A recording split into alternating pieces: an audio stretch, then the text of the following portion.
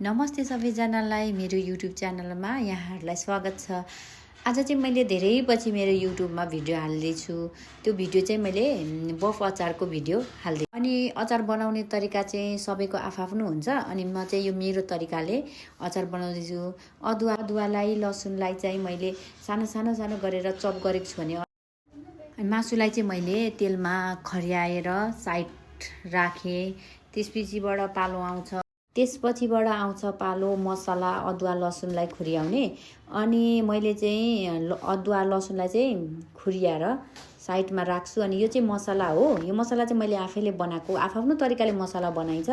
यो मसला चाहिँ मैले आफै बनाएको हो।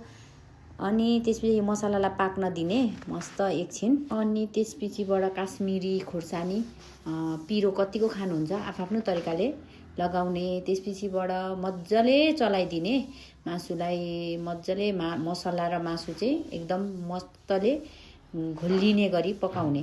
अनि यो अचार चाहिँ मेरो छ्यामालाई युके जाँदैछ। थ्याङ्क यू, धन्यवाद।